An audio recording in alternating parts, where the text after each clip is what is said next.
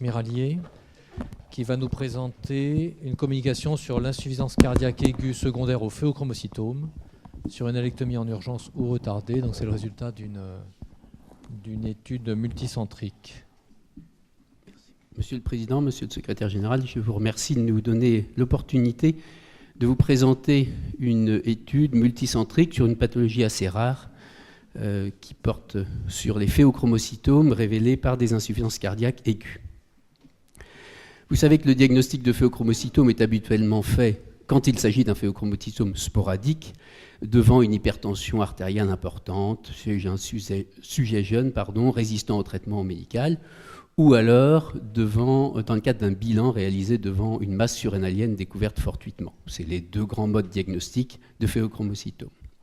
On sait également, en tout cas les cardiologues le savent, qu'il existe des cardiopathies dues à une imprégnation chronique de catécholamine qui est multifactorielle, une atteinte directe toxique des fibres musculaires cardiaques, aggravée par la tachycardie induite par les catécholamines, et auquel se surajoute une part ischémique due à la vasoconstriction des coronaires, qui peuvent entraîner par conséquent une myocardite aiguë, puis potentiellement un choc cardiogénique. Choc cardiogénique responsable donc d'une insuffisance cardiaque aiguë. On sait qu'elle est peut-être, cette insuffisance cardiaque aiguë, révélatrice d'un phéochromocytome, dans environ 2% des cas de phéochromocytome. Alors, la plupart des publications concernent des case reports d'un, deux ou trois cas, mais les séries sont extrêmement rares, tout simplement parce que la pathologie est très rare. Nous avons donc voulu, à partir d'une étude multicentrique, évaluer la prise en charge de ces patients en urgence, ces patients donc, pour lesquels on est amené à faire un diagnostic de phéochromocytome avec des circonstances qui ne sont pas classiques, vous le verrez, devant une insuffisance cardiaque aiguë. Les deux questions principales étant que faire initialement en prise en charge aiguë devant cette détresse cardiaque et quand faut-il opérer le phéochromocytome. Nous avons conduit une étude rétrospective au sein de la FCE qui incluait 7 centres hospitaliers universitaires français. Les critères d'inclusion sont simples. Ce sont des patients qui ont présenté un épisode d'insuffisance cardiaque aiguë défini par une fraction d'éjection ventriculaire gauche inférieure à 30% et ou le recours à une assistance circulatoire, c'est-à-dire des insuffisances cardiaques vraies et graves, avec bien évidemment un diagnostic confirmé de phéochromocytome sur l'analyse de la pièce opératoire. Nous avons colligé les dossiers de 13 patients, 10 femmes, 3 hommes, d'un âge médian de 37 ans, ayant tous fait une insuffisance cardiaque aiguë. Quand on les réinterroge de façon un peu plus agressive, 9 sur des 13 avaient effectivement des épisodes d'hypertension, 10 décrivent des épisodes de tachycardie, de palpitation, et 4 avaient eu un accident cardiaque grave, dont une patiente avait fait à l'occasion d'une extraction dentaire dans un cabinet dentaire en ville, un arrêt cardiaque nécessitant un massage en urgence, une intervention du SAMU, une réanimation, et la patiente s'était ressortie sans bilan complémentaire. C'est-à-dire que, en fait, déjà le message, c'est qu'on passe à côté des tas de signes qui doivent être évocateurs de cette maladie. L'épisode d'insuffisance cardiaque aiguë a débuté par des douleurs thoraciques chez 8 patients, nausées, vomissements chez 4 patients. Mais quoi qu'il en soit, c'était vraiment la détresse cardiaque, l'insuffisance cardiaque globale qui était au premier plan et qui amenait une hospitalisation, une prise en charge en réanimation cardiaque. Le premier temps cardiologique pour ces patients, c'était d'abord éliminer la première cause par ordre de fréquence qui était la cause ischémique, et puis après éliminer une cause virale ou une cause toxique, notamment des prises de cocaïne, qui peuvent être responsables de détresse cardiaque aiguë.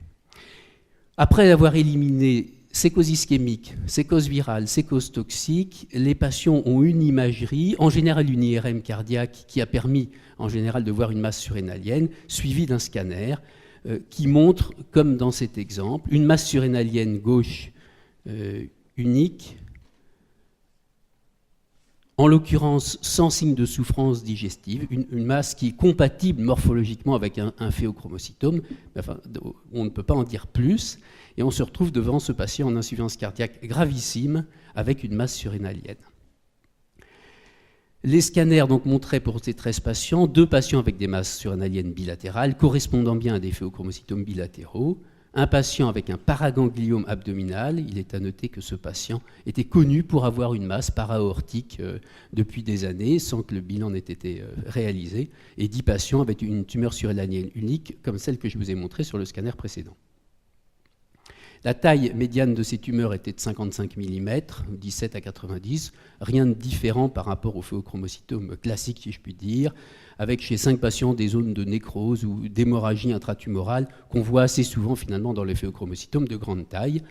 La biologie, finalement, elle a toujours été demandée, mais pas toujours obtenue au moment où on a été obligé de prendre en charge les patients, vous le verrez. Les dérivés méthoxylés étaient augmentés de 16 fois en moyenne. L'augmentation la plus modérée était 2 fois la normale. On n'a pas manifestement de profil sécrétoire particulier. Au terme de ce bilan, les patients ont été tous opérés et finalement on se retrouve à être appelé par des cardiologues en réanimation cardiaque avec un patient en insuffisance cardiaque gravissime pour lequel ils n'ont aucune étiologie ischémique virale toxique et chez lesquels on a découvert une masse surrénalienne.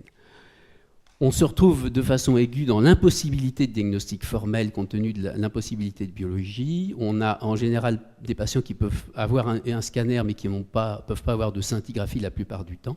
Et finalement, ces patients ont été soit pris en charge initialement, soit secondairement. Ça a été un peu selon les habitudes locales, selon les circonstances, et c'était difficile de séparer les patients autrement qu'en ces 2 groupes. Donc on les a séparés en 2 groupes. Les 4 patients qui ont été opérés dans les 24 à 72 heures, c'est-à-dire finalement en urgence, et d'autres pour lesquels on a pu attendre et qui ont été opérés dans un délai moyen de 25 jours. Ces patients donc opérés rapidement, c'est vraiment d'un profil très particulier par rapport à ce qu'on nous apprend en chirurgie endocrinienne, c'est-à-dire qu'on les opère avec un diagnostic clinique et morphologique de phéochromocytome, c'est-à-dire tout sauf un diagnostic formel. Ces 4 patients opérés en urgence n'ont tous été par laparotomie. Un de ces patients avait une ischémie colique et gastrique et donc a eu une colectomie subtotale et une gastrectomie totale lors de la résection du phéochromocytome. Et sur ces 4 patients, 3 ont présenté des complications. Un patient est décédé à J5. C'était un patient qui avait un état cardiaque altéré lors de son épisode d'insuffisance cardiaque, qui a fait une ischémie cérébrale et qui avait une insuffisance rénale qui nécessitait une dialyse. 2 hémorragies, dont une a nécessité une reprise, et une patiente, c'est une des patientes nantaises, a fait un arrêt cardiaque à l'ablation de la glande, a été massée pendant une demi-heure avant la mise en place d'une assistance circulatoire. Et au total, 3 de ces 4 patients ont eu besoin d'une assistance circulatoire pour une durée de 2 à 10 jours. L'autre groupe de patients, c'est ceux pour lesquels on a pu passer le cap. Les réanimateurs cardiaques ont maintenu leurs patients surrénal en place et ils ont réussi à passer un cap. Mais parmi ces 9 patients, 5 ont tout de même eu une assistance circulatoire pour une durée moyenne de 5 jours.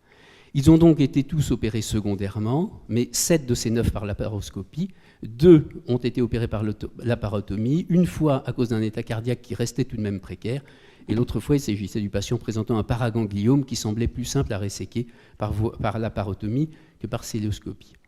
Tous les patients de ce 2e groupe ont eu des suites chirurgicales simples. À 1 mois de la surrénectomie, 10 des 12 patients, je vous rappelle qu'un patient est décédé, ont amélioré considérablement leur fonction cardiaque avec une récupération presque ad integrum. Et la récupération ad integrum était encore plus vraie chez les patients les plus jeunes. En résumé, c'est un événement rare que cette insuffisance cardiaque aiguë, particulièrement stressant pour le malade, mais aussi pour le chirurgien, parce qu'on on est harcelé par les cardiologues pour prendre en charge de façon inhabituelle une pathologie pour laquelle on aime habituellement avoir une bonne préparation, pour laquelle on n'a pas de diagnostic formel, après bien sûr avoir éliminé toutes les causes virales, toxiques ou ischémiques. Et il faut savoir probablement résister, puisque pour conclure, notre travail montre que finalement, le premier traitement, ça doit être celui de la défaillance cardiaque. Et qu'on ne doit pas se précipiter sur ce patient, a priori, en tout cas pour lui faire une surrénalectomie. Il faut d'abord traiter la défaillance cardiaque par tous les moyens, avec notamment une assistance circulatoire.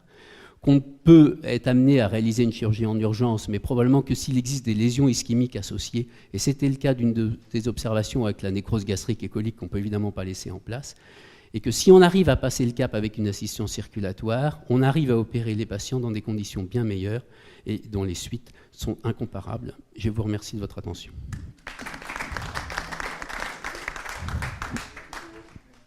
Merci beaucoup pour ces observations. Donc, une complication particulièrement grave donc, du phéochromocytome. Est-ce que vous avez des questions ou des remarques? Je voulais d'abord vous remercier de votre présentation. Vous avez attiré l'attention sur le retentissement cardiaque et d'une augmentation de l'adrénaline dans le sang. Donc, dans le cas particulier, c'est l'éphochromocytome, mais c'est un état qu'on peut rencontrer dans beaucoup d'autres circonstances.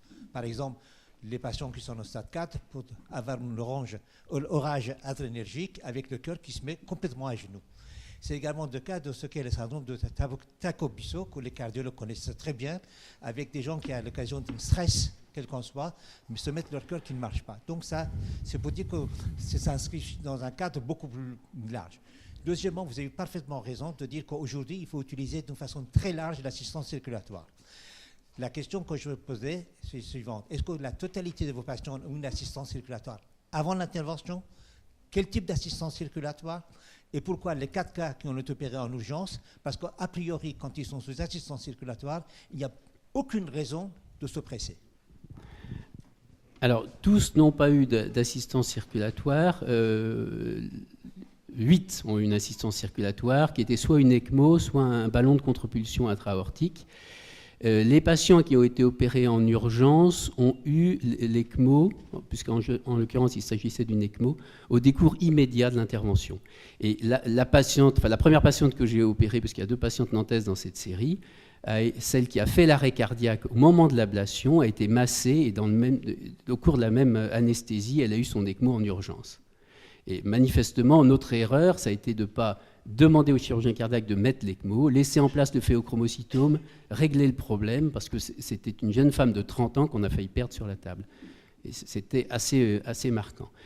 D'autres patients ont eu leur ECMO, mais aussi parfois, dans certaines observations, le diagnostic n'était pas fait. C'est-à-dire que l'examen d'imagerie a été fait plus tardivement, et finalement, l'orage cardiologique du phéochromocytome étant passé, on fait tranquillement le bilan et on se rend compte au bout de quelques jours qu'il existe un phéochromocytome. Et finalement, on se rend compte que c'est manifestement l'attitude la plus prudente pour le patient.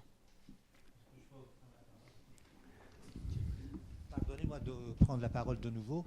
Étant donné qu'on est dans un monde endocrinologique, je voudrais préciser, en particulier à mon ami Ménégo, qu'il existe des chocs cardiogéniques par l'augmentation démesurée des hormones thyroïdiennes. Nous avons eu des patients qui sont arrivés jeunes, à l'état de l'hyperthyroïdie majeure, avec le cœur qui ne fonctionnait pas. Ces malades-là, comme tous les autres, on les a commencé à mettre l'ECMO. Et deuxièmement, on a dit on a tout le temps devant nous. Troisièmement, on fait tous les imageries, tous les examens, tous les biologiques nécessaires. Et puis quatrièmement, on arrive à la chirurgie. Absolument, je pense que en tout cas, ce qui est le message important, c'est d'y penser, en fait. C'est-à-dire devant ce choc cardiogénique, y penser une fois qu'on a rétabli une circulation à peu près normale grâce à l'assistance circulatoire. Y a-t-il d'autres commentaires? Écoutez, merci beaucoup Eric.